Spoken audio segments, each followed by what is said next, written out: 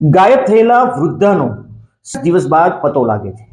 આ સમગ્ર ઘટના ઉપરથી પડદો ઉચકાય છે કે વૃદ્ધા કઈ રીતે ગાયબ થયા હતા, પરંતુ ગાયબ થયા બાદ તે મળી તો આવે છે, પરંતુ તેનું શરીર નથી હોતું, માત્ર કંકાલ હોય છે।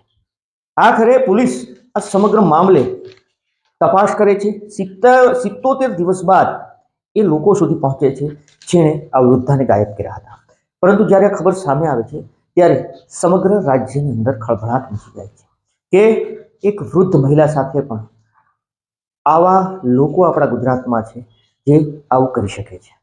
આ તમામ મુદ્દે વાત કરીએ, ક્યાંના વૃદ્ધા છે, કોણ એ વૃદ્ધા છે, કોણ એ લોકો છે જેના સુધી પોલીસ પહોંચી છે, અને આખરે એ વૃદ્ધા સાથે આ લોકોએ શું કર્યું હતું, આ તમામ મુદ્દે વાત કરીએ। વિડીયોની શરૂઆત કરીએ। નમસ્કાર દોસ્તો, હું છું દિલીપ મોરી અને આપ જોઈ રહ્યા છો નમસ્તે ગીર।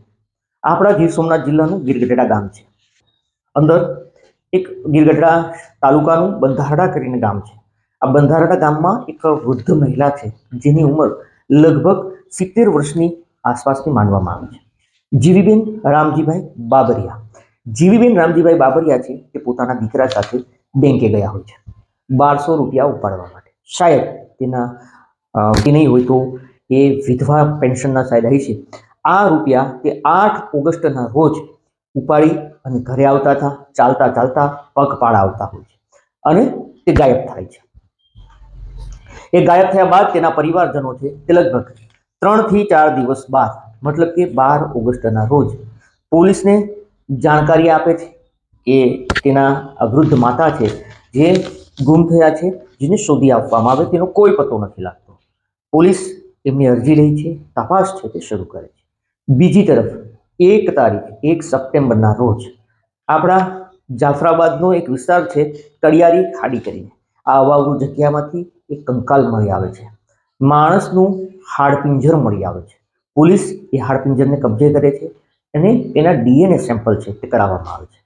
બીજી તરફ નવસારીની અંદર એક કાર પકડાય છે। નવસારી પોલીસે એક આવા જ ગુનો જે ગાયબ કરનારા વૃદ્ધને GJ18BB 2167 નંબરની આ કારના આધારે 4 શખ્સો સુધી તેની તલાશી લે છે। 2 શખ્સોને દબોચી લે છે, 2 શખ્સો ફરાર હોય। બંને શખ્સો પકડાય છે ત્યારે પોલીસ તેની પૂછપરછ કરે છે, તો એની પૂછપરછમાં ખૂબ મોટા ખુલાસા થાય છે અને એની જ અંદર ગીરગઢડાના બંધારડા ગામના જે વૃદ્ધા જીવીબેન છે તેનો પણ ઉલ્લેખ થાય છે કે તેને જીવીબેનની સાથે શું કર્યું હતું, શું કીધું છે આરોપીઓએ, એ હવે સાંભળ્યું। 8 ઓગસ્ટ 2025ના રોજ જ્યારે આ વૃદ્ધા છે તે બેંકેથી પોતાના દીકરા સાથે રૂપિયા ઉપાડીને આવતા હતા, આ સમયે આ ગાડીની અંદર 4 થી 5 હિસ્ટ્રી સીટર બેઠા હોય છે જે આ વૃદ્ધાને લિફ્ટ આપે છે, મતલબ કે બેસાડે છે। વૃદ્ધાને એવું હતું કે કોઈ સારા માણસો છે જે મારી ઉંમર છે તો મને મદદ કરે અને મારે જવું ત્યાં સુધી બેસાડી લે। આ લોકો તેને જીવીબેનને બેસાડી લે છે। જીવીબેનના શરીર ઉપર ઘરેણા હોય છે સોનાના। એ કારમાં બેસાડે છે, કાર થોડે દૂર ચાલે છે ત્યારે એ વૃદ્ધા પાસેથી બધું જ આ લોકો છે તે લૂંટી લે છે। એ વૃદ્ધાને લૂંટી લીધા બાદ આ લોકોને દયા નથી આવતી, જે એ સીટની સાથે એ વૃદ્ધાનું માથું છે તેને અથડાવે છે, તેને કારની અંદર મોતને ઘાટ ઉતારે છે અને મોતને ઘાટ ઉતાર્યા બાદ આ વૃદ્ધાની લાશને ગાડીની ડિક્કીમાં ભરી લે છે। ગાડીની ડિક્કીમાં નાખ્યા બાદ એ કાર છે તે જાફરાબાદ તરફ દોડાવે છે અને જાફરાબાદનું કડિયાર કરીને એક વિસ્તાર છે, કડિયારી ખાડી જે અવાવરૂ જગ્યા છે, આ ખાડીની અંદર આ વૃદ્ધ મહિલાની ડેડ બોડીને ફેંકી દેવામાં આવે છે, જે પોલીસને 1 સપ્ટેમ્બરના રોજ મળે છે। પોલીસ છે તે ગીરગઢડા પોલીસનો કોન્ટેક્ટ કરે છે, કારણ કે ત્યાં મહિલા છે તે ગુમ હતા। પોલીસ એક તરફ આ કંકાલ કોનો છે એ જાણવા માંગતી હતી, બીજી તરફ ગીરગઢડા પોલીસ જે આ વૃદ્ધા ગાયબ છે એ ક્યાં છે એની શોધખોળમાં હતી। હવે આના ડીએનએ સેમ્પલ લેવામાં આવે છે। આ વૃદ્ધ જીવીબેન છે તેના પરિવારજનો સાથે આ જે હાડપિંજર મળી આવે છે તેનું ડીએનએ કરાવવામાં આવે છે અને આ ડીએનએ સેમ્પલ પોઝિટિવ આવે છે, મતલબ કે એ હાડપિંજર આ લોકોના પરિવારની સાથે મેચ થાય છે અને કન્ફર્મ થાય છે કે આ હાડપિંજર અન્ય કોઈનું નહીં, પરંતુ જે વૃદ્ધ ગાયબ થયા છે તેનું છે અને આ તેમના માતા છે। એમને ગઈકાલે આ હાડપિંજર છે તે પરિવારને સોંપવામાં આવ્યું છે। બીજી તરફ આ લોકોની પૂછપરછ કરવામાં આવે છે તો જાણવા મળે છે કે તેણે આ વૃદ્ધાને લૂંટ્યા છે અને લૂંટ્યા બાદ 30 થી 35 હજારની કિંમતમાં તેના જે ગહેણા લૂંટ્યા હતા એ ઘરેણાંને તેણે વેચી નાખ્યા હતા અને આ માત્ર પહેલું કામ નહીં, આ હિસ્ટ્રી શીટરો ભૂતકાળમાં પણ આવું કામ કરી ચૂક્યા છે. એક બાળ કિશોર પકડાયો છે અને અન્ય એક આરોપી પકડાયો છે.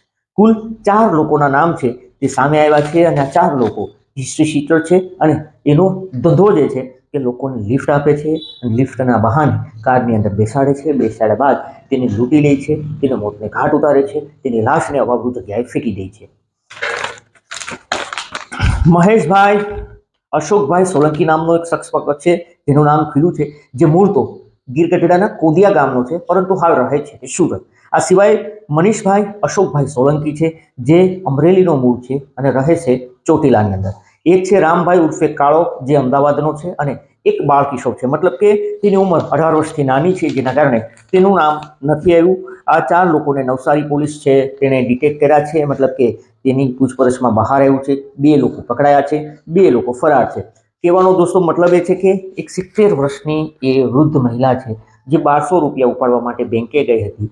આ મહિલાને લિફ્ટના બહાને કારની અંદર બેસાડે છે અને બેસાડ્યા બાદ તેનું અપહરણ કરે છે. અપહરણ કર્યા બાદ તેને લૂંટી લેવામાં આવે છે અને લૂંટી લીધા બાદ તેને મોતને ઘાટ બેરહેમીપૂર્વક ઉતારવામાં આવે છે. કહેવાનો મતલબ એ છે, આ વિડીયો બનાવવાનું કારણ એ છે કે આવા લોકોથી સાવધાન રહેવું જરૂરી છે. આપ કોઈની કારની અંદર, કોઈની ગાડીની અંદર લિફ્ટ લેતા પહેલા 100 વાર વિચારવું જરૂરી છે કે કારની અંદર આવા રાક્ષસો તો નથી સવાર, નહીંતર તમારા જીવને 100% જોખમ છે. અમારો હેતુ કોઈને નુકસાન પહોંચાડવાનો કે બદનામ કરવાનો નહીં, આપને સચેત અને જાગૃત કરવાનો છે. આપ પણ સલામત રહો, સાવધાન રહો. ધન્યવાદ.